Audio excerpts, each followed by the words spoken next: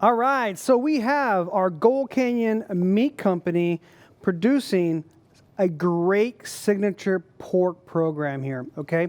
So we have a 1.5 down pork ribs.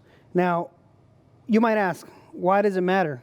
Well, if you look here, it matters because one, ribs aren't exactly cheap, and they're very inconsistent on menu builds. And the reason being is that one might weigh, almost 2 pounds, one might weigh, 1 3/4, 1.5. So it's very hard to target your food cost on those kind of items when your plate is such a variable, right? So the meat company has done everything they can to help you stabilize your cost of goods when it comes to menu and ribs. Okay, so what they've done is trimmed and cleaned and de-skinned the back of these pork ribs to allow you to have no work into it. Okay, so there's no labor in someone trimming them or messing them up. There's no nicking or taking off pieces that aren't necessary. And it also helps with you in the cooking process to have consistency. So as you see different sizes when it comes to commodity ribs, you'll have fatter sides, thinner sides, which is natural in the way it's built here, right?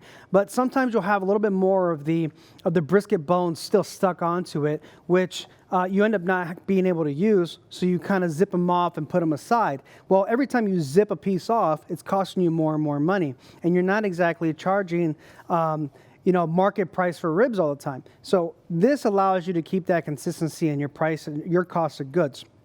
And like I said, the cooking process is even across the board. 1.5 pounds of ribs on a dish. When it's cooked down, you probably have right around 1 pound of usable product. Now the plate coverage is going to be pretty much the full plate itself. So you have great plate coverage. You're not finding little pieces here and there that you have to add or take away to make a full rack of ribs, or split them in half so the optics look like as if you have a full rack. No, you can literally put this full rack of ribs on a tray, on a plate, and serve it as a full rack, and your end of it is still taken care of from the cost of goods.